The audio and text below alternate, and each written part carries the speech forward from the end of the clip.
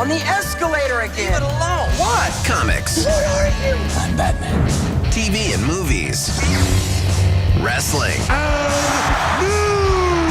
Music. We are just getting started!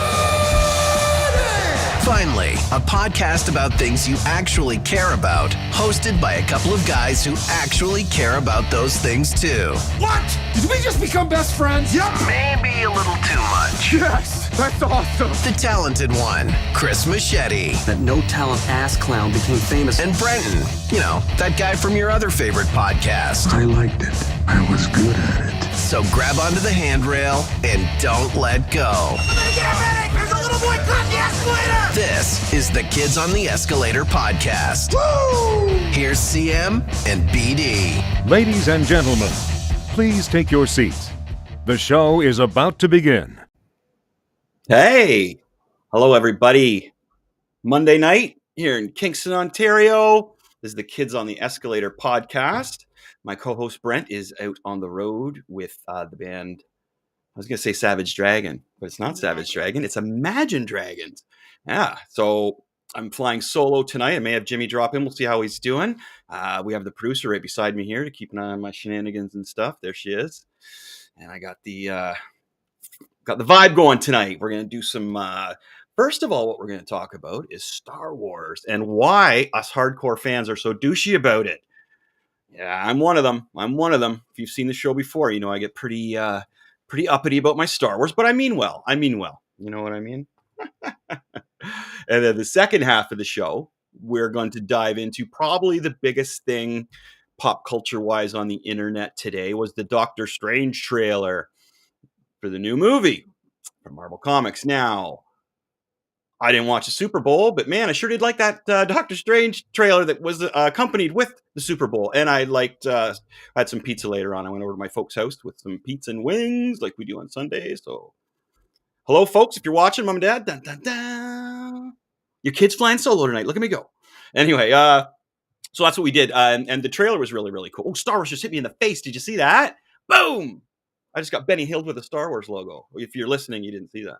If you're watching, you did.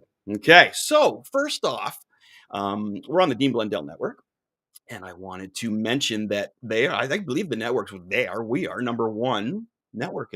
We were last week. I don't know if we are this week, but it's not because of me entirely, but the basis of the show is they're very politically charged, and there's a lot of sports stuff, and they're number one at that.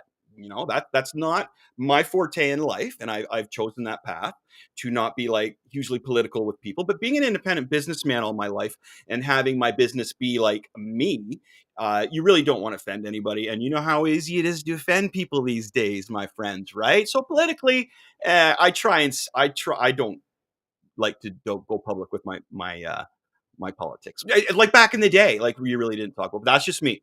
So sorry, my point here is that the show is number one. They nail that stuff. They do a good job of it. In sports, they do too. But a little known fact is they have probably one of the most knowledgeable pop culture Marvel Star Wars experts as a member of their team. And that would be me. So what we're going to talk about today, first of all, is why are hardcore Star Wars fans so darn douchey, touchy, erratic about it? What is the deal with us?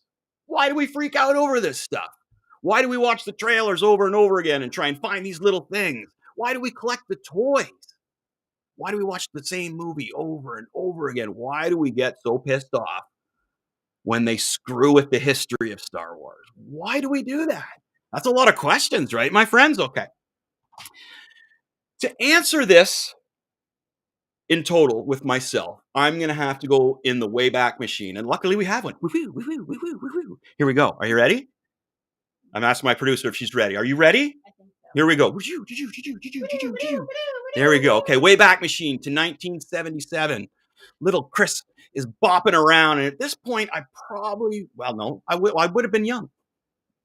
I can give my age away perfectly, but if I tell you what I was there, but that's fine. I was either 6 or 7 years old. So my cousins who lived in the big city of Toronto, I was living in a little town of Ingersoll at this time. My cousins in the big city of Toronto, they came in to visit us, and my cousin had a shirt on, and it was one of those iron-on shirts, and it said it had Star Wars, and it had Han Solo and Chewie on it. And this is the classic. God, you know what, Lonnie? I apologize. I should have asked you to find that graphic because it's up there. Don't worry about it. No. And then I could have showed you my first visualization, my first visual of Star Wars. Now, if you're listening, you're like, who cares, Chris? Get on with the story. We cannot see it anyway. So it was Chewie and Han, classic shot of them. Chewie with his bowcaster, Han with his blaster out. And I asked my cousin, I was like, wow, at this time at this point in time, I'd only been into Spider-Man and Marvel comics heavily, but loved it. But so I'm like, what is it on your shirt? And my cousin says to me, really, just boom, this is the greatest thing ever. And his sister, my other cousin, said, yeah, it is. It really is. So that was my introduction to Star Wars, is having my cool cousin from the city who always was, up on things. He comic book stores. He knew about that before I did. The whole putting the comics in the bag and backer boards. He knew about that before I did. He had the big BMX store. So he was kind of my line to pop culture and what was new, and that was great. So I was always a little bit ahead of the kids in my neighborhood with pop culture, which was great for me. I love that kind of stuff, right? So that was my first exposure, was just seeing it on a t-shirt. Well, of course, then, the whole way home from Toronto, I'm like, oh, we got to see Star Wars. We got to see Star Wars. We got to see Star Wars. So I did go and see Star Wars in the theater as just a little nargan. My mom and my dad took me. Thanks, guys. They remember it. We went 3 times to see A New Hope. It was great. And I loved it. Loved every second of it. Now, I'll get to why we're so douchey about it, but at the same time, a lot of sports people will bring up sports folks will bring up history of, oh man, and I got hockey memories like that. Oh man, I remember my dad when I was 7 taking me to see a football game, or I got this football from the special NFL player. They're that way, and we, us nerd culture people, have the same. We're as adamant about our Star Wars as you sports guys are about your teams and your sports heroes. And I know ours are fictitious, but to us, it's enjoyable, it's entertainment, and they're larger than life to us. Okay, so the second thing that the movie was amazing. To go into detail of a 7-year-old. Shock and awe of watching Star Wars unfold is that just at first, the ship flying in, the Star Destroyer. Like, okay, there's a little ship. You see the little one, and then you see the Star Destroyer come in, and it just keeps going and going and going, and it's so huge. And I at the beginning, I remember I couldn't really pinpoint who the villains were off the beginning, because this was new. And usually when you see a show, like a Dirty Harry movie back in the day, you knew Dirty Harry was the hero, and you could easily find out who the villain was. So you started off the movie with Darth Vader. It was like, wow, he's probably the villain, right? So you go through all the process of that, and then they hit Tatooine, and then the Sand People come up, and you're like, oh no, the Jawas come up, and you're like, whoa, these little guys, maybe they're the villains. And then the Sand People come up, and I can remember thinking, wow, who's the villain here? And they kind of led you on this just little. I love the way George took me on this tour of his universe by going to basically one planet and a starship off the hop, and then everything kind of came together, and you saw the rebels and the Imperials and how they fought each other. So I'm just letting you into my mind as a 7-year-old seeing Star Wars unfold for me for the first time. And I mentioned before that Darth Vader never really scared me, when I was younger. And I always thought that if I ever met Darth Vader, we'd probably listen to the same music. You know what I mean? Because I used to like metal and Kiss and stuff. That's again, the 7-8-year-old mentality back then. So the reason that Darth Vader not really scaring me kind of brought me to the conclusion that maybe he's not the villain. No, you can pop that up there if you want. That's fine. That's fine. So that's mine. So I'm going through, and then the Empire and the Rebels start to face off each other, and then you really get the layers of Luke Skywalker brought in so quickly, but so properly. The mysteries of who his dad is, his uncle and aunt not wanting him to leave the planet. A lot of people had Han Solo as their hero, and I get that too, man. He's so cool. But I was a Luke Skywalker fan. He was my hero. There was Spider-Man, and Star Wars and Kiss, kind of Luke Skywalker, and he's really kind of cross. So I had my music hero, I had my sci-fi hero, and I had my comic book hero, and it was Kiss, basically Ace Frehley or Peter Criss. We had Luke Skywalker, and we had Spider-Man. So these were my heroes growing up. Wayne Gretzky as well, and Mike Palmateer is hockey, but for some reason, there was no mystery to hockey for me. You know what I mean? I used to love drawing hockey pictures and stuff like that, and I used to like going to the games, but there was no mystery to it. I guess I found the sci-fi and the Marvel comics a little more creative, and my mind was always racing, kind of like what I do on these shows. Okay, so that was my review of Star Wars from the 7-year-old mind. Okay, and it came away from it just with Luke Skywalker. Now I got to take a drink of water here. Thank you. Okay. So the next thing that hooked me on Star Wars was the toys. Now, if we could show a picture of the toys, and I love this. This is from, oh my gosh. My parents will recognize this too. All that's missing is the things that were circled that I wanted during Christmas when I was a kid. Now, this is great. Now, I think this is 1978, I believe, Lonnie, because I'm seeing some Boba Fett action in there. Wow, is that a Shogun Warrior down in the right hand? Oh my gosh. Wow, that is a Shogun Warrior. See, right now, this just bring me back to my youth, and I had a fun childhood. And I'm sorry if you didn't have a good childhood. That sucks, man. But I had a pretty rad childhood, and these toys were a big part of it. As I mentioned, I didn't have a brother and sister, but I had some cool Star Wars toys.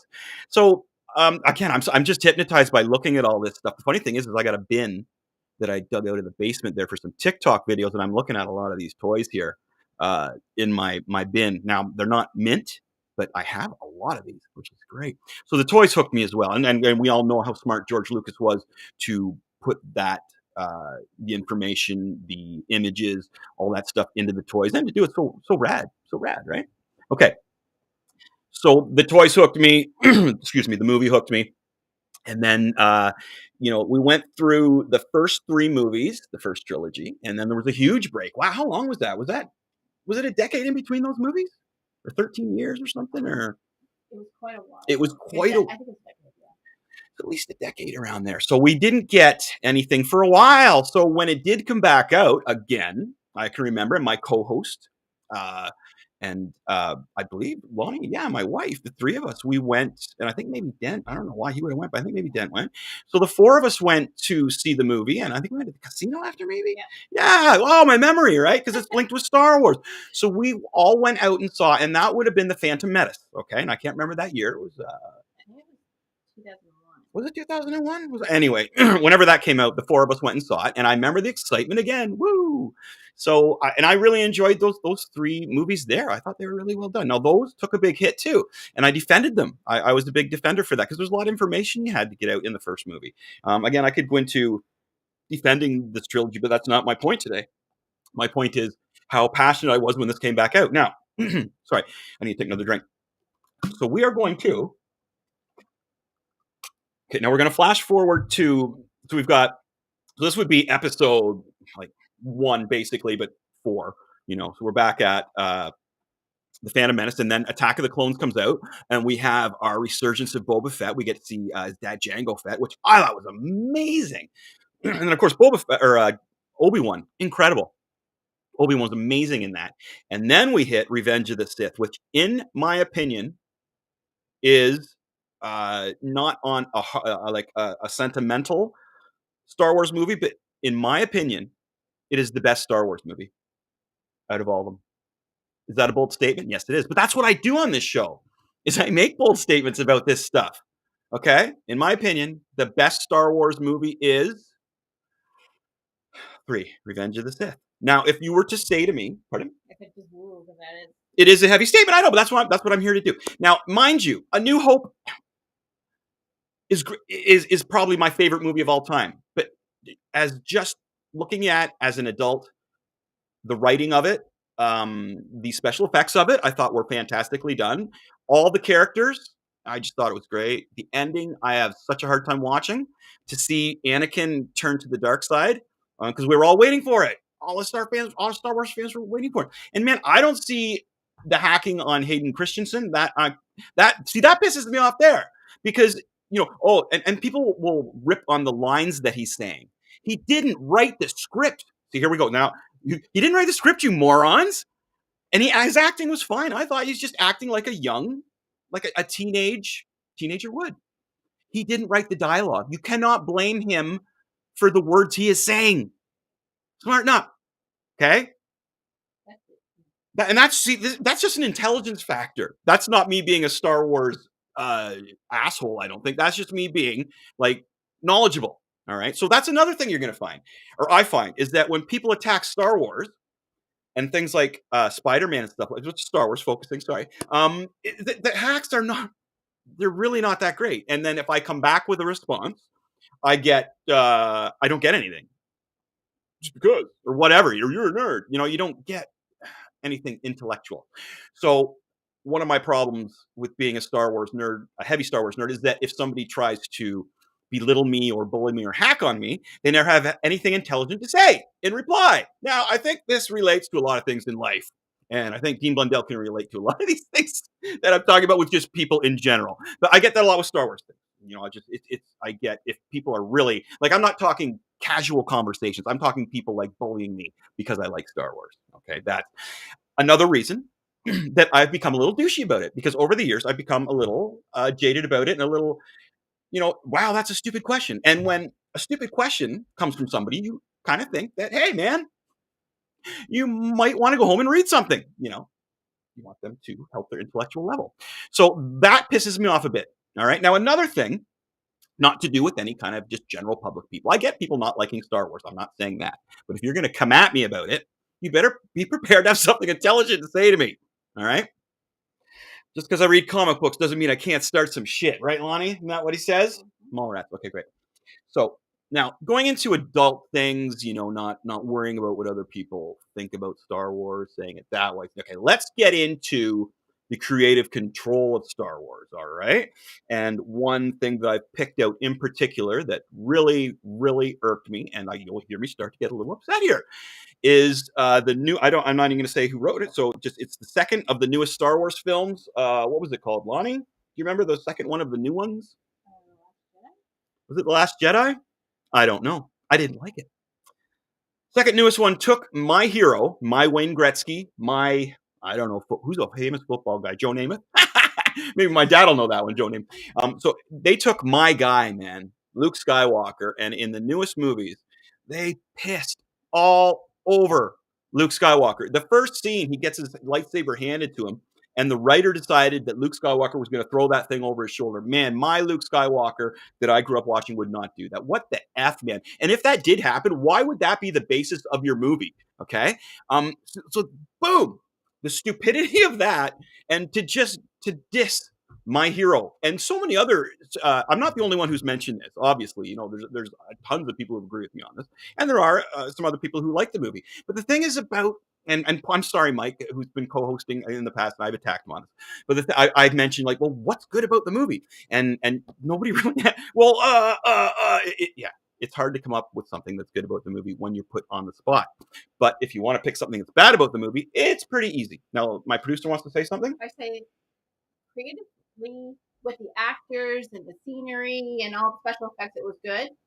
Storyline, not so good. No, and the character creation was horrible. And the fact that they poor John Bodega, well, I wasn't going to mention this, but this pissed me off too, that his character was put in there basically as a token black guy. And that's ridiculous. They didn't put any effort into it. Again, there's YouTube videos on this gentleman saying this himself. It's not a hidden fact. I'm not like, oh my gosh, you're calling Disney racist. It's discussed by him, by many celebrities. And I feel bad for him, man. Like, he's coming into the Star Wars situation, thinking, man, I get to be a Star Wars character. And then they find out they put no effort into building his character. Again, I'm getting mad. So I would love to see Filoni give. There's a character I'd love to see Filoni give some justice to, man, because that guy deserves justice. Well, even Poe, there was no depth. Ooh, he's a hotshot fighter with a short temper. Whoa, how did you come up with that? See, this is bullshit. This is terrible storytelling. These people are paid so much money to write these amazing movies and stories that George Lucas came up with. Okay, interject. Go ahead. One thing to say about Last Jedi is that they did film two scenes where Luke is, one, he is grieving over Han because he finds out he's passed. Yeah. That he's passed. And then the other scene was him milking the blue milk out of the cow. And they chose to go with the blue milking cows, and I don't understand that. Okay, that's that Dave and Don situation that Brett and I were joking about. We're at the boardroom. Hey, Dave, how's it going? Well, you know, it'd be really funny if Luke drank milk. And Don's like, oh, I think that's a great idea, Dave. That's great. So let's get rid of the Han Solo scene. We've already dealt with him. Let's go into the cute scene with, okay, Don, high five. Great. Let's go for sushi. Those are the kind of guys that will probably make those decisions, I'm thinking. I used to joke about that with a student of mine.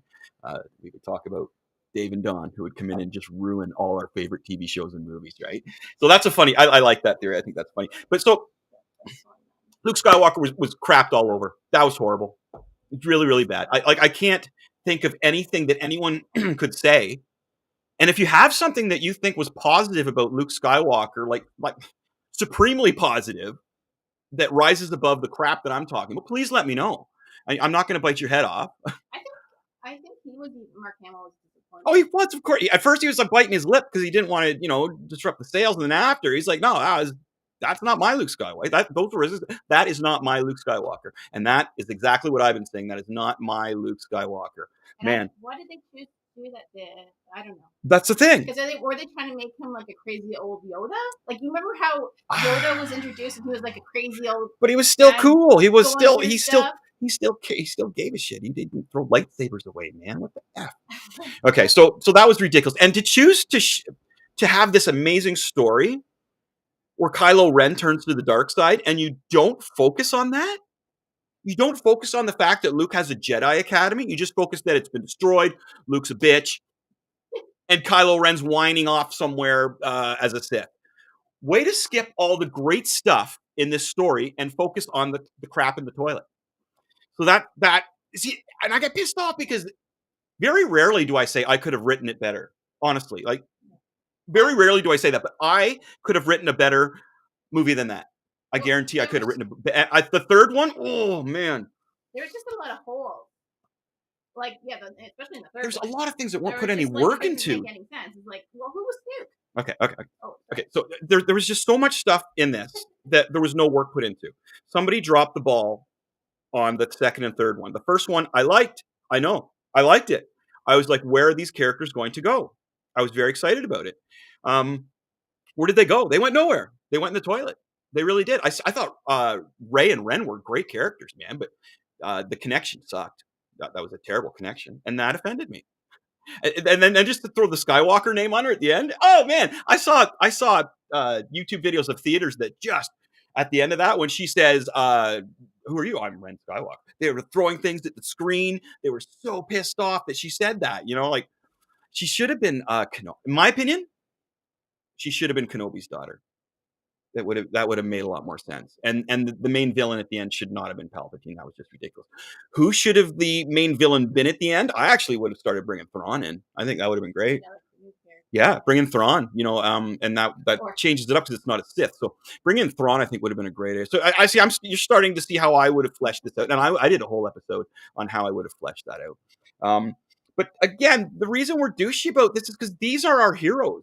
And they, for me and a lot of my colleagues, they have been since we were kids. These are the things that help us get through. As I was saying, I was instead of having somebody to play with 24/7, I had some rad Star Wars toys, and it helped shape my career. I draw now. I am a comic book artist. I still teach 25% of the time. I love teaching. I'll probably never stop teaching, but 75% of my income of my job is drawing comic books. So I have to research Star Wars stuff. I have to research Marvel. And learning this along the way has helped it so that I can do what I do top shelf. That's why people come to me for art. I'm a published artist, comic book artist, proud of it. And that is why I am so douchey about Star Wars stuff. I think I explained that, right? I think that'll explain a lot of things right there. Actually, some of the fan-created scenarios or little movie trailers have been pretty spot on. Well, yeah. But I'm just saying that fans can actually. Okay, but yeah, the fans are great. That's great. So that's why we're very douchey about it. We take it very, very seriously. Some people even create their own movies. I've got tons of artwork I sell. I like the toys, stuff like that. It's great. Okay, so Star Wars. That's why we're so douchey. I didn't even touch on the comic books. Look at the comic books, man. And I collect tons of those. Like I have comic books that my comic book collection is immense. And I need that because I draw comic books for a living. I need to know what's going on. And plus, when I'm doing my podcast, I can go to the source. I don't have to Google it. I don't have to go on the internet. I just open my closet, pull out a comic book. Or a lot of it's funny because I can't remember my cell phone number, but I can remember what happened to the X-Men, in issue number 13 back in the 70s, 60s. You know what I mean? That was birthday. Juggernaut came along. Anyway, so I have such a good memory when it comes to that, but not with numbers. So that's Star Wars, my friends. We're going to switch over to, oh yeah, look at that, the cosplay. We love our Star Wars, folks. We really do. So that's why we're douchey. That's why we're touchy about it. We're very kind people, but if you're going to challenge us, be smart about it. That's all we ask. That's all we ask, my friends. If you're going to challenge us on our Star Wars love, our Star Wars devotion, our childhood, better be smart, because we are. Okay, cheers, true believers who have joined me on this first half of the Star Wars podcast here. Kids on the Escalator, Dean Blundell Network. Yeah, hope I didn't freak anybody out, scare anybody. I don't think that was too intense. All right, we're going to switch over to Marvel now. We're going to talk about the Doctor.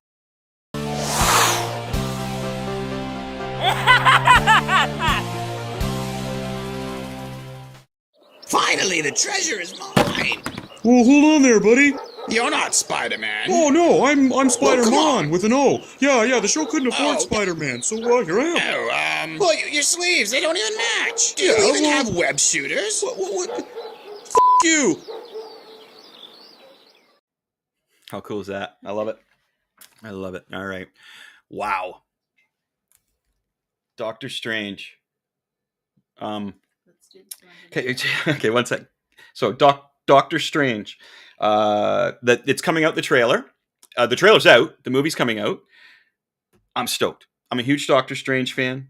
This trailer blew my mind. I watched it once and I was kind of like, holy crap. And I watched it in a different language. That was really funny. I just accidentally watched it in a different language. And then I was working, so I did some more work and then I came back and I watched it again. Wow. I'm just brief history before we watch the trailer. 1963. The mid-60s was good to Marvel, huh? That's when they came up with so many awesome characters that are still around today. What was going on in the mid-60s? What a great time to be alive. Now, the creative team, you're going to remember this one, Steve Ditko and Stan Lee. We've all heard of Stan Lee. Steve Ditko rings a bell, doesn't it? That creative team of Lee and Ditko rings a bell, doesn't it? Same two that created Spider-Man. Okay, it wasn't Jack Kirby. For a while, Jack Kirby was, to me, artistic god. He was not in on Doctor Strange or Spider-Man. The reason he wasn't in on Doctor Strange was Ditko was drawing these psychedelic pictures. And if you Google Ditko's work, man, wow, he was a dude. There's a documentary on him that's just sensational. And his drawings were getting really psychedelic and stuff. He was starting to use clip art, and he was just perfect for Doctor Strange, for comic book wise. So 1963, Steve Ditko, Stan Lee created Doctor Strange in the comic book form. That's when it came out. Producer, can we check out the trailer? Oh, true. Yeah, let's check out the trailer for Doctor Strange and talk about it. Okay. This just blew my mind when this came out. I wasn't I've been kind of tooting that since Vision Scarlet Witch show, WandaVision, that this was going to be a good connection to Doctor Strange, and a lot of my predictions then came true. Here we go.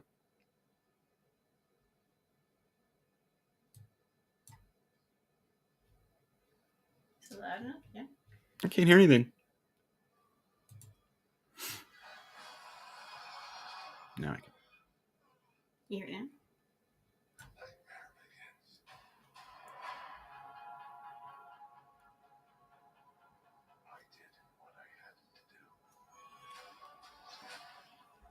Oh, it's coming through there. What? This? No, it's coming through. I can't hear you. I can hear it coming through there.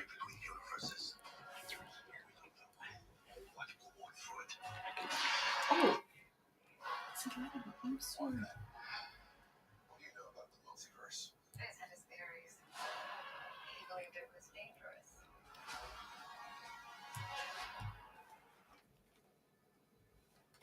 I can't hear it. I can't hear it. You can't hear it? No.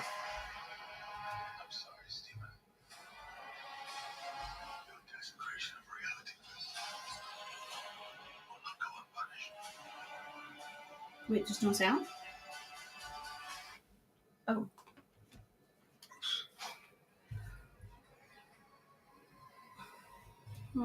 All right. So the sounds, I don't know if you're listening on the podcast, so I don't know if the sound came through on that. So hopefully you don't think we went off the air there.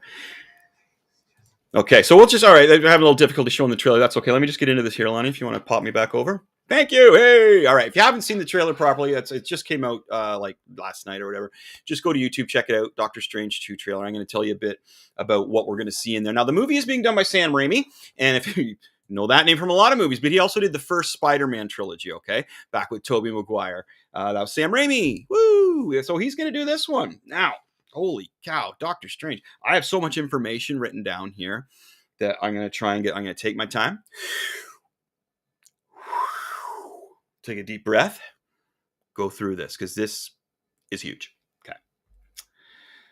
First of all, we're going to go through some universes here. Now, starting with WandaVision, at the very end, you saw her breaking apart the universes. And then they touched a little bit on that in Loki. They visited Kang, I believe it was. There was a formation of Kang. And he actually felt the universes being pulled apart. Okay? So, what we're doing, and I mentioned the WandaVision thing, this is going to affect Doctor Strange. And the Doctor Strange chain reaction is going to affect the Marvel Universe. Huge. I even predicted the X-Men coming in. Nailed it. Nailed it, my friends. That's what I'm telling you. Dean Blundell channel, man. That's where you find news, not only on politics and sports, pop culture. Okay? So I nailed it. Just nailed it. We got the X-Men coming in. We've got the Illuminati coming in. We've got the Savage Land coming in. We've got America Chavez coming in. We've got Gargantos coming in. Wow! We may even have Superior Iron Man. Tom Cruise playing him coming in. What? I know what you're saying. What? Okay.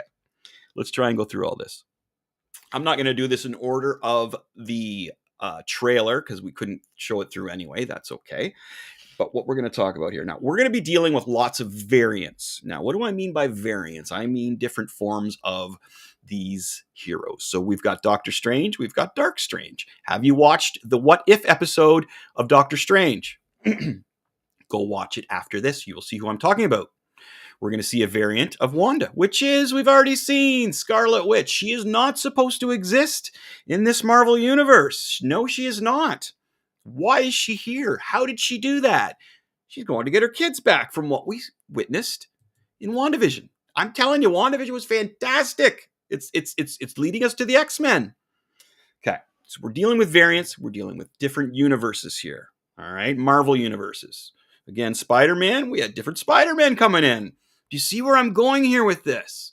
What Marvel is trying to do is bring the Sony universe into the Marvel Disney universe so they can have them all be together and to do it in a better way than they did with Star Wars. And they will do it because they're going to follow a lot of comic book stuff here, obviously. And the best stories you are going to find are from the comic books in this form of entertainment. Okay, so we've got variants of everything now. So what you're going to see is different, possibly a different Iron Man, a superior Iron Man, because we see these robots that look like Iron Man, cross between Iron Man and Ultron. Remember when Iron Man said, we're going to put a shield around the world? Superior Iron Man in the future, who could possibly be played by Tom Cruise, would have these Iron Man bots. And they brought Doctor Strange from wherever he is to these group of people. So it looks like, this is just interpretation, Superior Iron Man's bots grab Doctor Strange, bring him to this big kind of meeting room. And we come into this meeting room where we are seeing these people, shadows of them on top of a balcony kind of thing where they're sitting on chairs. This is the Illuminati. Now, in the comic book in the Illuminati, the Illuminati is in the Marvel universe is as important as the Illuminati as we talk about in real life. Now, these are heroes that are keeping an eye on heroes of the of Earth. There we are, right there, to make sure that they're not effing with anything. Now, Doctor Strange is caught screwing with something, as I mentioned. He's playing with some universes here, and also Scarlet Witch she shouldn't exist here. She's been pulled in as well. So in the comic book, you can see here, if you're not watching, you can't see what's going on here. But in the Illuminati in the comic book, we have Mr. Fantastic representing the Fantastic Four. We have Professor X representing the X-Men, the mutants. We have Doctor Strange representing spiritual, the other worlds. We have Namor representing where's Namor from? From Atlantis. Sorry, Atlantis. And Black Bolt representing the Inhumans. Now, there's also rumors that the original Black Bolt actor has been asked to come back. Makes sense. And then the last person on the list is Iron Man. Supreme Iron Man? Superior Iron Man? I think this is possible. Now, in the shadows that you will see in the trailer, one of them, they're changing it up a bit from the comic book, okay? One of them you can tell is Mordo. He was in the first Doctor Strange, and he is in this trailer as well. He is the one who puts the handcuffs on him and brings him to the Iron Man robot. So he's one of the 6 Illuminati. You can see there's 5 chairs. One chair's missing because he doesn't need a chair. He rolls in. Lonnie, do we see where he rolls in? Is there a picture where he rolls in? And we know who that person is who rolls in. He's in a wheelchair. And he is Professor X. Oh, I thought you had a picture with just the side of his head there, kind of at the side. Oh. So anyway, so he rolls in. Oh, there's right there. Yeah. So he rolls into the side of the screen. Rolls in. And then we hear Patrick Stewart's voice. Should we tell him? Wow, he's one of the Illuminati. So this is amazing. This is mutants. We're bringing them in. Now, there's another figure there that looks like Black Panther. Now, in the comic book, Black Panther was asked to come in to represent Wakanda. He denied. He said no. So maybe we have him in there instead of Namor. Possibly, but it looks like Black Panther. This could be another universe Black Panther. This could be Killmonger with Black Panther, or they could have a new actor for the Black Panther character. This is super interesting to find out. So, I've told you who the 5 Illuminati characters were in the comic books. Now, in the movies, we got Doctor Strange. We've got Baron Mordo in there. We've got Professor X. Boom. Just love it. We've got, it looks like Black Panther, and there's somebody there that huge. I'm thinking it looks like the Beast, like Hank McCoy. I can't think of who else that would be. That would be 2 people representing the mutants, which would be odd. I don't know who that would be. It looks like Beast to me, Hank McCoy, but he's huge. You can see in the chairs. So you got the Black Panther person over here, smaller and sitting in the chair, and this person over here is like this much bigger. So it's that way. Now, and another thing too is I can't remember if Mordo actually sat in a chair, but he's walking across. So the Illuminati grabs Doc Strange.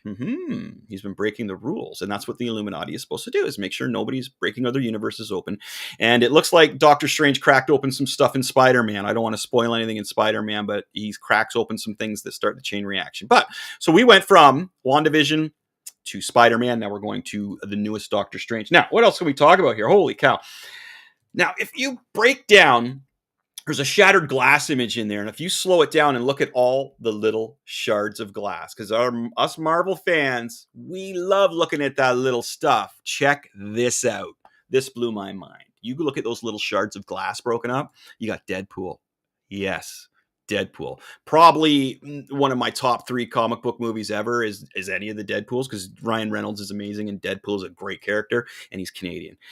So there's Deadpool in one of the shards. There is also, now I mentioned the What If cartoon. You need to watch the Doctor Strange one. Peggy Carter from the What If episode. Her shield is in one of the shards of glass. Amazing. Amazing. So she's in there. So little Easter eggs in there, right? So what are we seeing? We're seeing Peggy Carter, alternate. We're seeing, and then one of the worlds in behind the glass too, you can see his cartoon. So I think we're going to actually go into a cartoon world in this movie. Fantastic. Okay. Now another big thing. This could relate back to the Superior Iron Man. Now it looks like maybe Captain Marvel or somebody's coming through. You can see somebody popping through space to fight Scarlet Witch, Wanda, and wow, just sends Scarlet Witch flying in this action sequence. Now, it's kind of good that we don't have all these pictures for it. Sorry for the video, but for the people listening, I'm describing this for you. This is what's happening. So you have this figure flying through like space, right through to Earth. It looks like Captain Marvel, but when you really look at it, I don't know. It almost could be, and they're shown twice, and they kind of look different both times. The one kind of looks like Monica Rambeau, and then in the second scene, when the person comes in, it actually looks like Iron Man. Whoa, are the rumors true? Is Tom Cruise coming to the Marvel Universe? As my producer shakes her head because she doesn't like Scientology. Is Tom Cruise coming to play superior Iron Man, a futuristic Tony Stark? My mom likes that. She'd be like, "Oh yeah, Tom Cruise." My mom's old school. She likes Tom Cruise. So yeah. So hey, mom, Tom Cruise might be playing the new Iron Man, which would be kind of neat. So the superior Iron Man is a pretty cool story in itself, but that's another video, right? But he will be part of this Doctor Strange movie, possibly. It looks like it. Monica Rambeau, one or the other, right? What else do we got here that I want to talk about for this? Part of the reason that we have Tony Stark, future Tony Stark, superior Iron Man, part of the Illuminati. What he does is he makes this armor and outfits for the Illuminati so that they can wear parts of the gemstones, the Infinity Stones that we've seen. You don't know what the Infinity Stones are, or the gemstones, whatever they're calling them these days. Wow, you need some research. But so they kept these stones in their armor. So superior Iron Man, you know, superior Iron Man is really smart. He is superior. And he made armor for all of the Illuminati so they could wear these stones. So they could harness the stones. Remember, Thanos had to have the glove to harness them, right? Tony Stark, superior Iron Man, he created a suit that could hold all those gemstones. How cool is that? Wow, that's just a great story in itself. Okay. America Chavez is in there. Now, the star's on her. You'll see her come in. Everybody's like, who's that? Who's that character? She's, again, from another dimension, and she makes portholes through these dimensions in the shapes of stars. And she has a star on her back, I believe, too. So you'll see her going through portholes, and we see the Savage world, Savage Land in one of these times when they're going through the portholes, which is great. It could just be for a second, or it could be for a while. But Savage Land, again, X-Men ties there. So cool. And that is... with the Savage Land, there is dinosaurs and stuff like that. It's just what it sounds like, Savage Land. And that's, again, where the scenes where they're breaking through and you can see a cartoon scene behind it, which is fantastic. Fantastic. Okay. Wow, we're almost through it. I think, my friends, we got this. Okay, there's the tentacle creature. Big emphasis on the tentacles as well, right? You see all the tentacles going through. So what is with the tentacles, and who is that? That is Gargantos. Tentacles. Big eyeball. So he looks like he's going to be one of the main villains. They show tentacles through the Marvel logo. I can expand on him in another video. Again, too much to tell about some of these characters. Baron Mordo's back.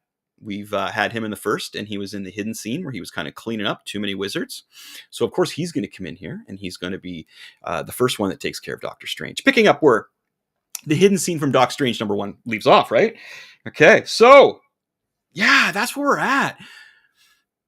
The big thing, Scarlet Witch is going to be incredible. Hopefully they bring in some ties with Magneto. In the comic books, if you didn't know, Magneto is Scarlet Witch and Pietro Quicksilver's father, and they are mutants, and it is awesome.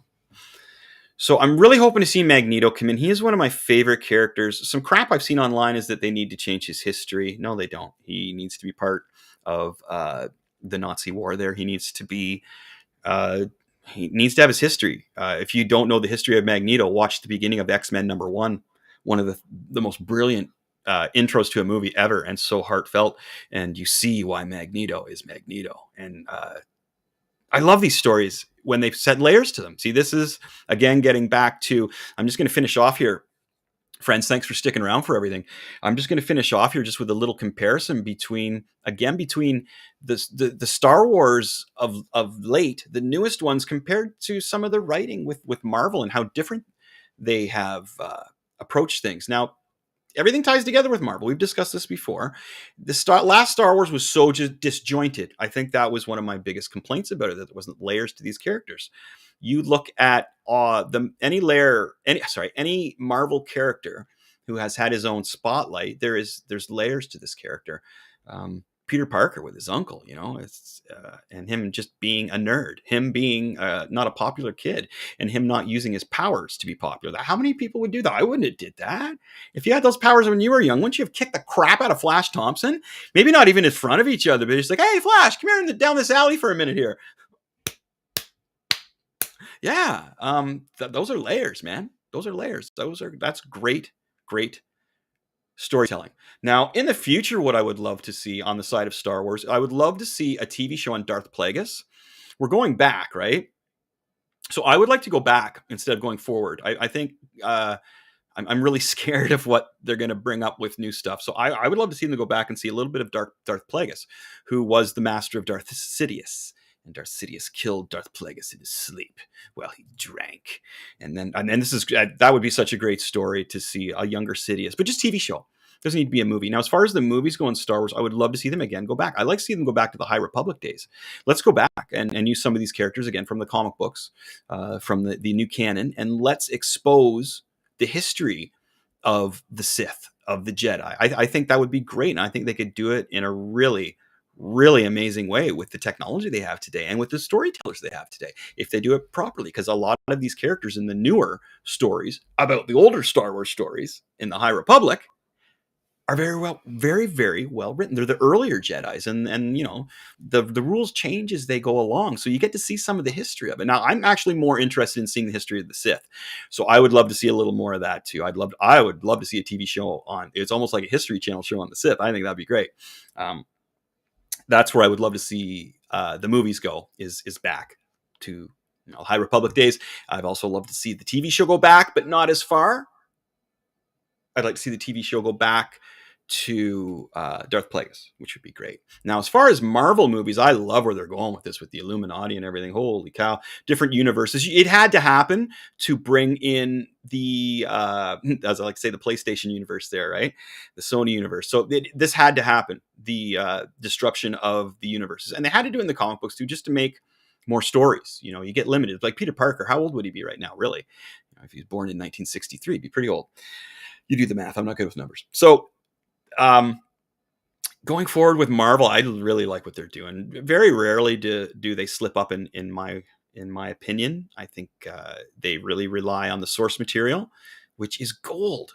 To back it up, I always say, like, when you create a character from the 60s that is still basically identically looking the same, the origin is the same, and you wrote this in the 60s and it holds up till today and is one of the biggest money makers of any kind of pop culture entertainment, man, you don't need to change anything. You really don't. You just got to stick with the good stories. As far as some Spider-Man stuff, we haven't seen Kraven yet. I think maybe I heard something about an Easter egg maybe coming up, which would be great. Kraven the Hunter would be a great Spider-Man villain to come up, because it's just mono on mono kind of thing. And of course, Daredevil. We're looking at Daredevil coming up soon, and Daredevil's gold. If you've watched this before, you know Daredevil's my favorite comic book. The best TV show I think Marvel has put out has been the Daredevil series. So friggin' good, man. So friggin' good. So that's coming around again. I'll be talking about that. And the comic books for Daredevil are great. As I mentioned before, if you are wanting to get into the comic book reading, and you can be as old as you want, it's okay. It's okay. When I go to the comic book store, most of the people buying the comic books are around my age, and the guy selling them is my age. It's all good, my friends. It's all good. Is that Jimmy? Hey, do we got Jimmy now? I think we got Jimmy here now. Hey, there's Jedi Jimmy. How's it going, buddy? Pretty good, man. Excellent. It's good to see you. How was your day, my friend? Good. Little hungover from yesterday. That'll happen. What was going on yesterday? Super Bowl. Oh, the Super Bowl. See, I just go for the pizza and the commercials there. A reason to day drink.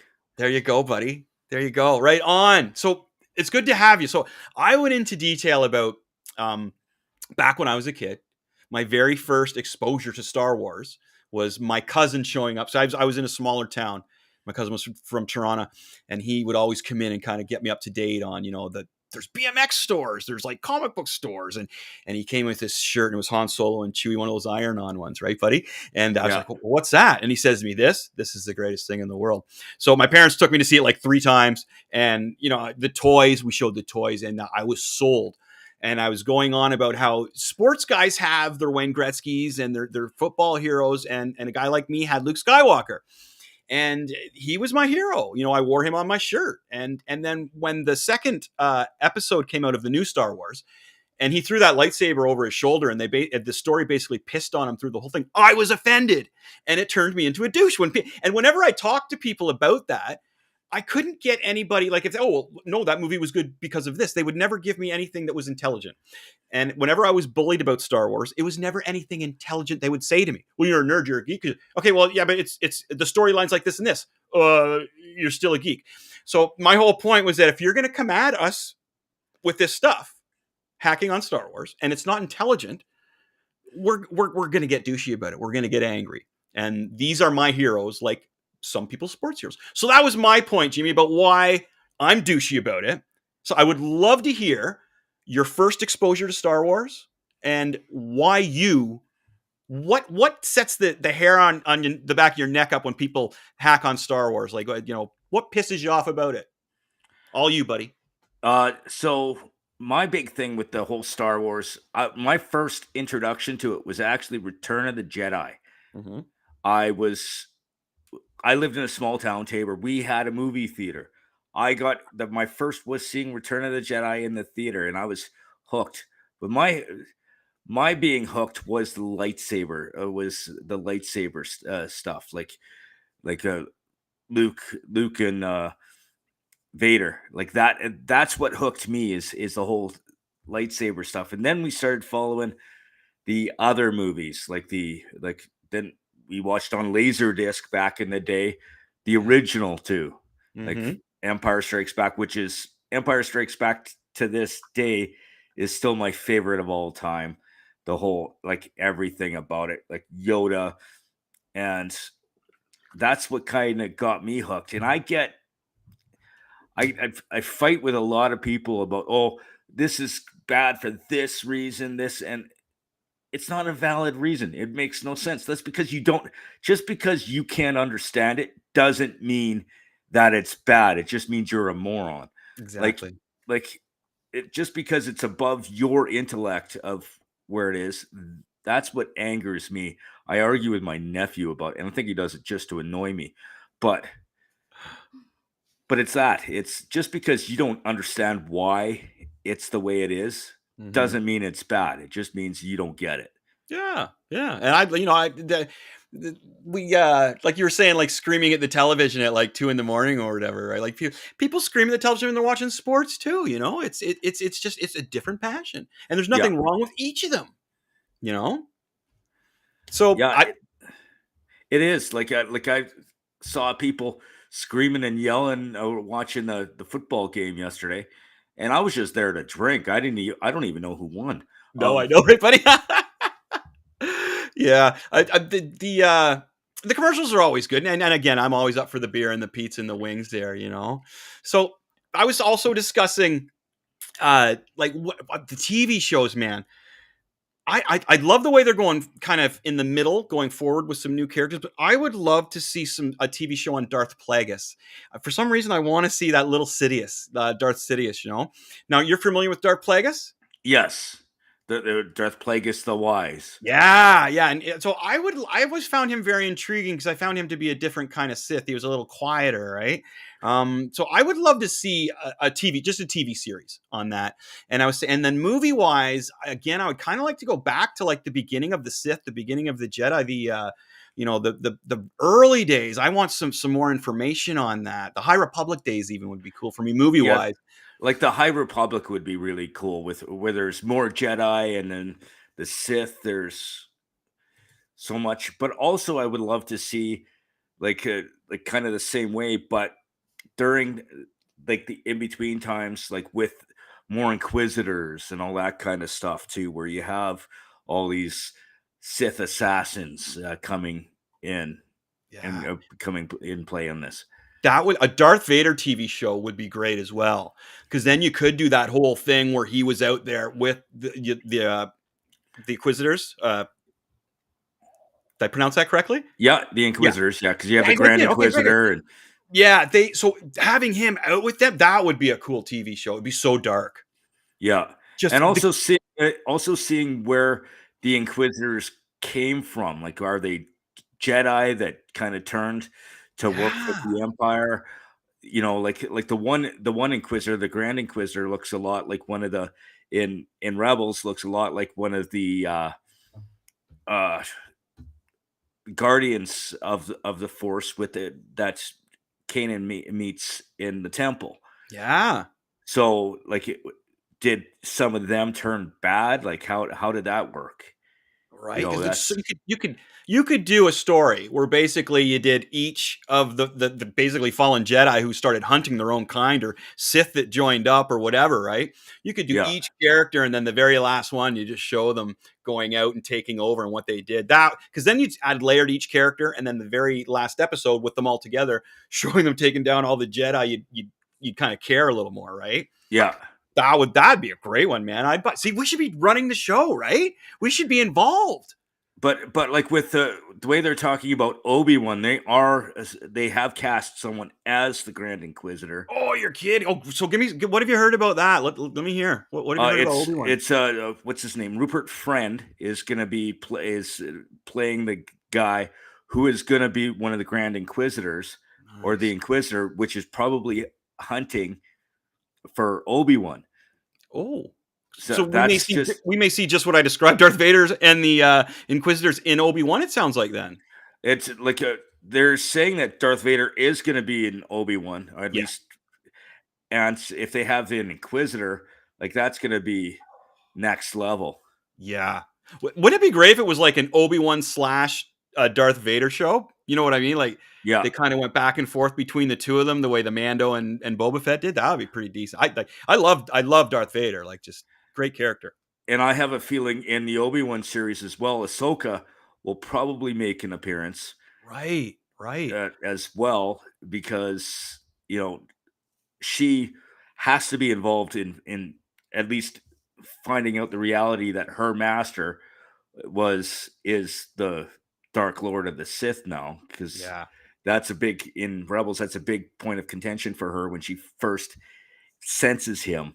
Is so that's going to happen, I'm thinking, but she doesn't get end there because she ends up later on with Luke as he's older. Yeah. That was mind blowing when that happened too. I just to have the two of them together was like, wow. Yeah. Wow. And again, what a great kind of story thing that would have been for Luke in the newer movies instead of what they did with him. Like, instead of showing Luke in the new movies just at the lowest he's ever been, man, him and Ahsoka would have had some probably pretty good adventures looking for Jedi and stuff. You know what I mean? They might be getting into that a little bit, or at least her side of the story. Dealing I'm with looking that. forward to that. So have you seen all of her cartoon episodes, basically, the Clone Wars and all that? I've seen all the Clone Wars, all the Rebels, all of it, yeah. Yeah, me too. It's hard to, some of them you can tell it's like, okay, well, we've got to make one for kids. And then it ramps right back up like, wow, how can kids watch this? Because some of the violence, like when Savage and Darth Maul kind of took over the storyline, whoa, that was dark. Oh yeah, they were insane. Or the episode with the witches. Oh, that was great. Dathomir? Was that Dathomir? Yeah, Dathomir. Where Sabine ends up getting the dark saber. Yes. See, what great stories they like. See, this is what gets me, Jimmy. And I relate to a guy named Dave and Don in the boardroom. Okay, guys, here's what we could do for our new Star Wars movie. We could do this and that. No, you know what I like, Dave? What's that? Let's have Luke Skywalker squeezing some boobs on a purple cow. Okay, Don, that sounds great. You know, and they high five and don't know anything about Star Wars, right? But man, because that part, I couldn't believe that part in the cartoon, Jimmy. That blew my mind that they went into that much detail and got that scary with it.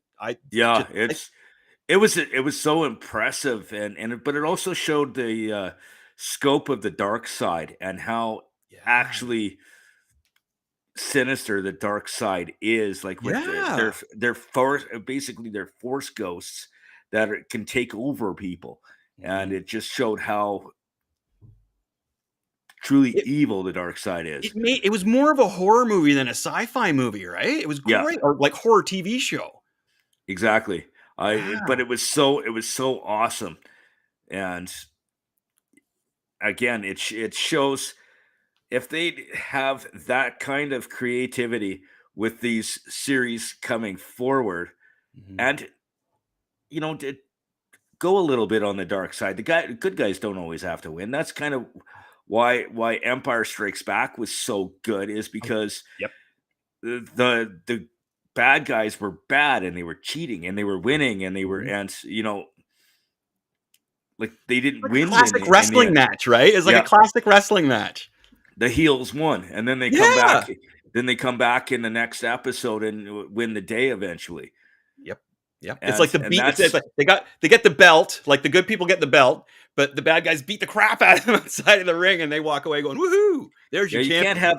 you can't have the happy smiley all the time. You have to have, the bad guys have to win a little bit or lose. Yeah. And I think the storyline that we're talking about with the cartoon is where Filoni maybe started really, wrapping his head around everything. Like it was just like, because I can remember thinking too, when I wasn't paying attention to who was writing it, I was just kind of like watching it, binge watching it while I was working, doing some comic work, right? And I can remember getting to the point where I was like, wow, who's writing this? Because this is like, I couldn't stop. I know when I'm watching something good when I kind of stop drawing and I don't realize it. I'm just kind of staring at the TV, right? And I found myself more and more stopping and just like, wow, and the credits come up and I'm kind of going like, holy crap, who wrote that? So I started looking into it more at that point. But I don't know. I think that maybe was when he started getting his steam going, huh? But that, and the thing is though, is like during that stuff, you realize, I think it was at that point that they realized, okay, this isn't just for kids. This is for the nerd, like the adults, the nerds that love this stuff, that you need to see a little bit more almost adult-ish, like a little bit of the violence and the heavy. And man. Well, the history of the witches was really cool. And see, Darth Maul was such a complex character as well. I've had a lot of, it's tough when he got cut in half, right? But, and then again, it's like, well, you don't know how these aliens organs work in there, right? You know what I mean? You don't know how, or even how the dark side works. Like, you know what I'm saying? Like the dark side is, I'd love to see Darth Maul on that spider body in a live action setting. I think that would be pretty cool. Yeah, I could almost see him showing up in Obi-Wan, because it would be around the same time frame as he showed up in Rebels, or it's a little younger, I guess. I'm not sure.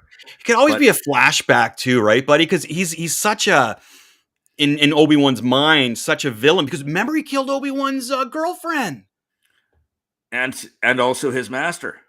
Right. So, man, see, this is a thing that a lot of people of the new writing and generation of Star Wars, other than Filoni, are missing.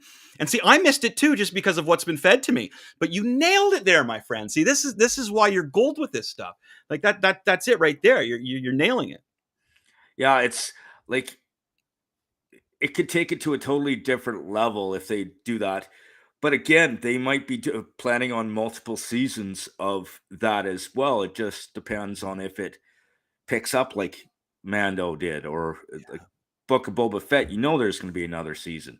Like it's almost guaranteed, and it's going to be multiple seasons of even Obi-Wan. Like it's leading up to where where he sees Luke in episode 4.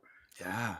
And that's exciting. I love getting the gaps filled in on stuff, that you've seen. See, that's why I love the comic books so much. And if you get a chance, you just get the trade paperbacks. If you can't, just ask the comic book store guy, man. But there's a Darth Vader series, dude, that is just Emperor Palpatine treat. And this is right after Star Wars New Hope. That starts there right after Death Star blows up.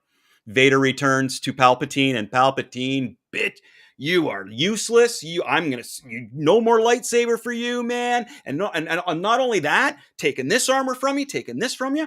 I'm going to send you down to this planet. You're going to prove that you are still worthy. So he takes Vader, strips him of his lightsaber, strips him of like a bunch of his armor, drops him off on this planet, dude, and he has to redeem himself by finding this some kind of gem thing or something, right? And then he has to find. Oh, okay. They call it the holocron. They call it something different in the newer ones, I think. Okay. So Palpatine drops him off on this planet with no weapons. Part of his armor's gone. He's exposed, and he has to find this gem kind of thing. And oh man, the story's amazing. So he finds it. He eventually makes his way back. But to make it even trickier, Palpatine hires all these bounty hunters just to F with him, dude. It's so good. Like it's so good. So you really feel for Darth Vader. You feel how much he was tricked, and just how badly Palpatine treated him, man. So you got to check those out. You got to check those out. Who's your favorite Sith? So I don't know if I have a favorite. Mm. I like Darth Sidious, just because of how conniving he is and back end, and he's playing both sides against each other. Yeah, I think that's the big thing. It's just the whole he playing a good guy and a bad guy at the same time, saying and hiding everything from the Jedi. Yeah, his master plan was wicked, dude. Just wicked. I have to go with Sidious. Yeah. See that's I'm getting a bit of an echo there. Okay. So yeah, that's why I kind of want to see more on Darth Plagueis, because I like Sidious so much that you don't see too much on Plagueis. Like I've listened to the audiobook and stuff, which I thought was fantastic. So to see Sidious is my favorite Sith as well. I'd love to see him younger, just the teenage mind of him, and just him growing up, I think would be really cool. And then him killing his master, because that's what he inevitably does. Because he gets him all drunk, right? Yeah, and kills him when he's sleeping. Yeah. So it's a sneak. So who's your favorite Jedi then?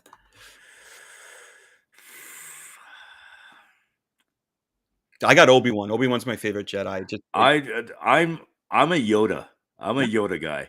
Yeah. Because, he's lived for 900 years for one. And so he's been towards the beginning of the Jedi. Like he was part of the council back during the High Republic days. He was with, and then he is everybody's master at one point. And then he's seen all these different Jedi leave and join the Sith. But he's still steadfast in he doesn't lose hope. He doesn't lose focus on keeping the Jedi Order going. And that's why I'm a huge fan of Yoda, is because of the whole, he's who he is, and he's just locked in. Yeah. He was the only Jedi in there's the Attack of the Clones, the Revenge of the Sith, the first three, basically. Yeah. He was the only Jedi that, because like they were so arrogant, and he was the only one that wasn't. I don't know if anybody else picked up on that, but they're the Sith could never make it in here. You don't know what you're talking about. But he was also the voice of reason. Well, the dark side clouds everything. You don't know. Yeah. Or when Obi-Wan says, if it wasn't for the clone army, we wouldn't have won the day. And he goes, we didn't win. Yeah. Victory? Yeah. We didn't win. That's right. And he's the only one that kept to the thing. Like, humble is, I guess, the best way to put him. It's not, we're the best. It's, no, there's something else out there. And he saw it coming, but he didn't know where or how it was coming. Exactly. Whereas the other Jedis were getting pretty pompous, man. Their attitudes toward things were. I was even I remember not the first time I watched, but after I rewatched Attack of the Clones a few times, I was even like, man, those Jedi are getting a little cocky there. That's not cool, man. I can see why they're starting to dislike them. Yeah, they almost started to act like a church. You know what I mean? Like a religious group that were better than everybody. So except for Yoda, he was the only one that I thought kind of kept it on a level there. So I could see why you'd like him. Because even when you look at the Clone Wars or any of that kind of stuff, like when Ahsoka left the Order and she was in the bowels of Coruscant, all the people that lived on Coruscant saw Jedi as they think they're better than everybody else. They aren't helping the people down below. They are more about living up the image of being a Jedi rather than actually being in service, which they claim that they're supposed to be, and yet they're not helping the people in their own backyard. Yeah. They'll come arrest us, but they won't come help us, right? Yeah. Like, we're starving to death, and and Ahsoka had no idea when she went down there how bad it was in the bowels of the city. Mm-hmm. Yeah, And the story writing's great, right? Like the layers they put in there, man. I really appreciate that kind of stuff for sure. Okay, buddy. What's that? No, I think we better wrap her up now. We've been on here for an hour. So hey, I have something for you though, a picture. I don't know if you've got it yet. Did I send you a picture yet? I don't think so. No. Oh, can you show it, Lonnie? I'm going to show it to you. There it is, Jimmy. Oh, can you see it on the screen? I just kicked out of the Zoom to look at my thing. Just give me 1 second here. Where's my Zoom? Oh, wait. No, never mind. I'm just a moron. Take your time, buddy. That's all good. Oh, sweet. There you go, buddy. So I did that for you. So you got it's hard to read. You got Bantha beer. I got you the pink lightsaber to go with your deal you got going on there, right? The anti-bullying thing. Yeah. So I'm going to send you a digital copy of that, and I can send you some printed copies of that. And you do what you want with them, my friend. Those are yours, man. Oh, like, that's if you want so cool. Yeah, buddy. So you build these yourself? Oh, yeah. What I do is I pencil and ink it first on paper. So I have a black and white of that as well, the original sketch on paper. And then I take it to my wife here in the computer room. She scans it in, and she colors it all up in Photoshop and makes it look, she puts the Bantha beer on there and everything, right? And so we're a team here, which is great, because if I didn't have somebody take care of the computer side of things, I'd be lost. I'm old school, Jimmy. I pencil and ink, man. And I'm talking I use like a brush sometimes and that old ink that you used to see, Yeah. So that's for you, my friend. And you, whatever, awesome. I'm going to send you a digital copy, and I'm going to send you a couple copies printed. Oh, that's cool. They're yours, my friend. They're yours. So tell us about what you got going on with that. Oh, with the pink shirt day. Yeah. I'm still so stoked. It's happening again on the 23rd of February. Great. And I've got like 2 Olympians on with me. Wow. Like Kelly Filardo, I've met her a couple of times. Mm-hmm. She's at the age of 12 had like burns over, I think it was 60% of her body. Oh, wow. And she dealt with like bullying, and she does kind of the same kind of thing and talks to kids about bullying and how it affects people, and it's a lot more than you think. And like, it's going to be awesome. Like right now we already have I think 20 schools on board. Wow. Like to log in, and it's going to be through the Dean Blundell network. Mm-hmm. It's going to be on Restream. I'm so excited about it. It's going to be pretty cool. Awesome, buddy. We're behind you 100%. That's great. And the whole bullying thing is so important to me. And I was talking to my mom about it yesterday, and a common question I was asked when I was going through that when I was a kid is, would I change it? I hated being bullied. It was one of the worst things. But I don't know if I would change it, because it's made me who I am.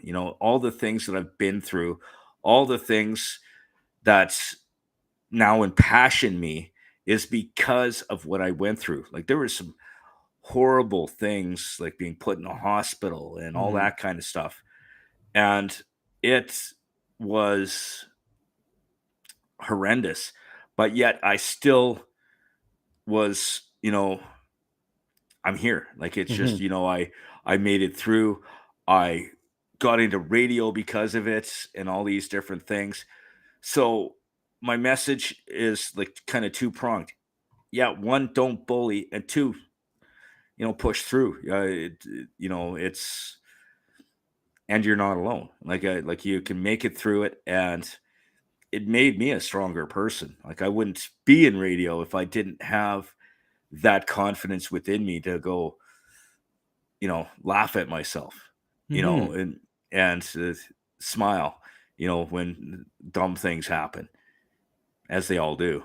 And that's the big message that Pink Shirt Day is 1, don't do it. And 2, you're okay. Like, you'll make it through it. Just hang in there. And don't give up. There's been a number, like so many cases of people giving up, or they give up and they think they have no other, and resort to violence, like school shootings and or suicide. And like, there's 2 people close in my life that have tried to kill themselves, and they felt like they had no choice. And we all have a choice. We all can make it through things, and that's where my passion is. Like the guys make fun of my Star Wars addiction horrendously, but again, I look at it as you don't understand it. So yeah, I call them muggles, and Nice, yeah. I like that. Yeah, we both like that here over here. Producer likes that. In Harry Potter, they're the non-magic users, and they're the non-nerds. It's you're inferior to the real nerds. The mouth breathers, right? Exactly. I love it. Awesome. Well, that's a great cause, buddy. And you're very passionate about it. Sorry to hear that you were bullied, but I'm glad that you're a great example of being strong and rising above it and using that kind of negativity in a positive way, right? Yeah, and I wasn't alone, and that's the thing is I had the support of my family through all of it. Like my mom, like even every once in a while she listens to the show and how the guys rag on me, and she gets annoyed by it because she knows the kind of stuff I went through. Yeah. But I've had conversations with my family, and my dad said the same thing. Is I had the most struggles growing up, like with the bullying and being short and medical issues and all this other kind of stuff. But I've made something of myself. I don't ask for help. I'm on my own. Like I'm on a radio show. I have my own podcast. I'm a stripper. I do all these different things, and it's just I own who I am, and I'm not. And I don't. No one paints me with their brush. I guess you can say self-painted. I own who I am, and that's awesome. That is how many people are trying to do that in life, like trying to market themselves. Like that's what I do too. But I was talking about that off the top of the show that I have a hard time being political because I still want to sell my comic book to everybody. You know what I mean? Like, so I can't take that lane. Yeah, buddy. I hear you 100%. Like it's just like even with the guys on the show, there's so many times. Like I was out at the bar yesterday with Grant, and there was people at the bar, and they're like, Grant's sitting right across the table from me, and they go, "Hey Jimmy, how's it going? Where's the rest of the guys?" And I'm like, "Grant's sitting right there," and he had no idea who Grant was to see him. Yeah, but and I've had the same issue with Locke, and Locke's been in radio since. It was a string and cans. Like he was started in radio when I was still in high school, and I'm recognized more than he is, and it's kind of cool. Yeah. But again, I stand out. I'm the only little person in radio in Edmonton area, probably in Alberta, but I'm everywhere. But you're killing it. But I own it. Like I'm who I am, and people say, "Hey, like." I'm doing a birthday party on this week, and I'm dressing up as a mini me for a birthday party. So they pay for me to be there, my food, my booze, and I'm wandering around with all these guys for a birthday party, and it's a bunch of 18-year-olds. I'm closing on 50. I'm gonna be partying with a bunch of 18-year-olds, and they're gonna try and outdrink me. That's good luck. That'll be the funniest part, right? Yeah, like. And it's but again, I sometimes look at my life and like what I do, and I'm like, I never would have seen this in a million years. That's awesome. But as I say, buddy, self-promotion and just promoting Jimmy White, like having that be, it's not like, hey, I'm Chris, I work for IBM. You know what I mean? It's like, hey, I'm Jimmy White. I work for Jimmy White. I love that on Facebook when you see that with somebody, right? It's like, their name and who do they work for? They work for themselves. And I'm always thinking, good job, but to whoever the person is, good job, man. Because that is hard to do, man. And with everything you're saying you went through, man, that's even tougher and good for you. As I say, there's so many people that are trying to do what you're doing and failing. Yeah. And the thing I like about it is people see this and see who I am and what I do and all this. And I hope it gives some people hope that they can, they're struggling and that they can, make something of themselves and like who they are. I don't define myself by how people see me. I define myself by how I see me, and where I'm going. That's the best way to go, my friend. Great. So, are you still doing the Jedi Jimmy? Are you still doing the Jedi Jimmy thing on the podcasting, or is that... I have one more I have one more like a complete breakdown of the whole, like my whole take of the entire series. Excellent. And then after that, I'm working on a Jedi Jimmy podcast, but it's going to be a little bit different. I'm going to be demonstrating all 7 forms of lightsaber combat with like, so going right from 1 through 7 and explaining which Jedis capitalize on what and all that kind of stuff, and demonstrating some of the techniques. See, the network needs more of this, buddy. Huh? Yeah. So it's like if I love this stuff. That's like, when you asked at the beginning what impassioned me about Star Wars is the whole lightsaber combat and the whole like deflecting the laser bolts and the flipping all over the place. Like, I remember seeing episode 2, and when Yoda comes limping in, and then he kicks on the lightsaber and starts bouncing off ships and flipping all over the place. I remember seeing that in the theater, and the whole theater just erupted. And it was, We were all waiting to see Yoda kick some ass. Like, even like in the old, like from when I was a kid, I was like, man, I wish I could see Yoda when he was young, and because it was hard when you're young. It's like, I can't picture him, and then all the years go by, and you see it happen. You're like, oh, yes, Or an episode in episode 3 when those clone troopers were coming behind him after Order 66, and he just flips and cuts their business, and it's. Like, he was great in Revenge of the Sith. Like, that's my favorite Star Wars movie. If I remove like my heart feelings from, like, cause A New Hope's my all-time favorite movie of all time, but if I remove my whole heart from it, Revenge of the Sith, I just thought was written so well, and I was waiting to see that transformation, and the special effects were where they needed to be and not too much. And I just really liked the turning of Anakin. I have a hard time watching it because it hits me so much. Yeah, the way he, and how he was tricked. Like, Palpatine was a genius. That guy was. And rewatching it, just seeing how smart Palpatine was in the way they Easter egged that along was brilliant. So brilliant. And there's something there.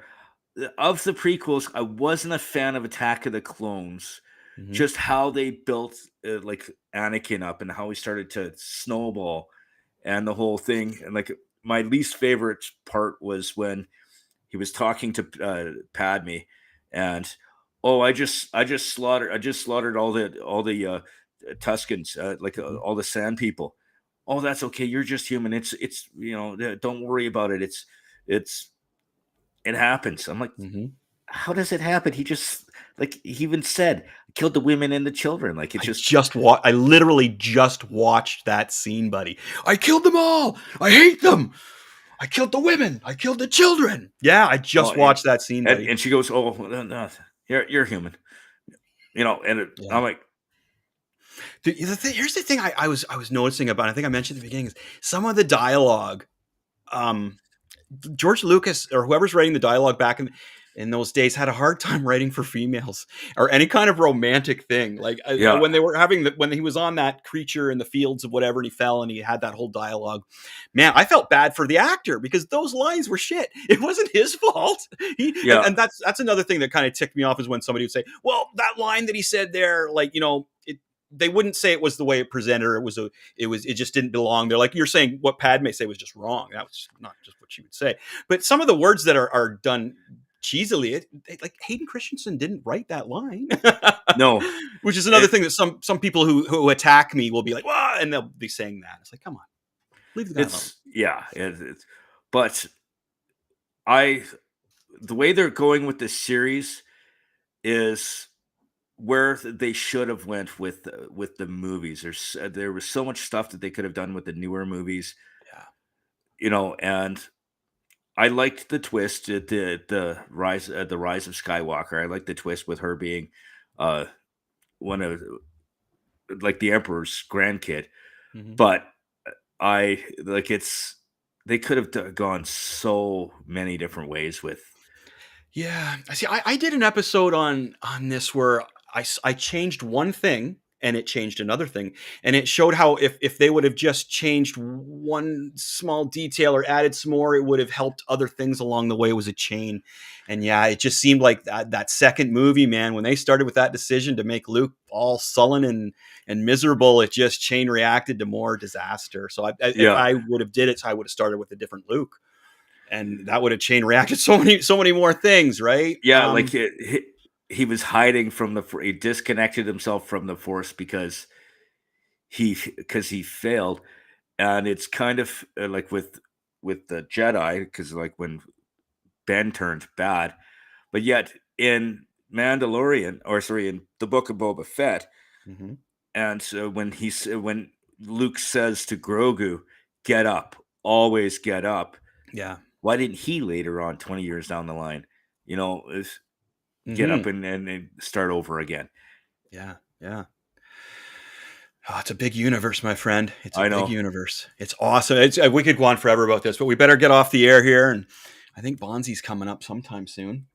I think, as I look at my producer. But anyway, I'm so glad you made it. It was, as I say, you're always welcome here, man. You're always welcome. And Brent's off with the Imagine Dragons. I'm not a fan of them. I'm going to tell. I won't hack on them too much. But wow, I could see. I used to play in a band. I did some. I could tell you later. We should have a beer sometime, and I'll tell you about my music career. But yeah, I can be pretty Sith-ish when I talk about some bands. And Savage Dragon or Imagine Dragons, man, I could really go to town on them. But I won't. But Brent's out there with them. He's getting them their cheese tray.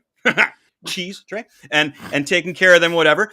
So Jimmy, you're more than welcome. Come back anytime. I love talking to you. I will never make fun of you because you like Star Wars. Ever? Well, you better not, because you have more toys sitting behind you than I do. Dude, those were like as I mentioned, that was like I couldn't get a brother and sister, but man, I got some cool Star Wars toys. So they kept me busy, my friend. Right on. So Jimmy, where can everybody find you? So I'm also on the Dean Blundell Network on Dean Blundell. It's the Jedi Jimmy podcast. Yeah. And I'm on Twitter, which is at JPWhite957, and Facebook is James P. White.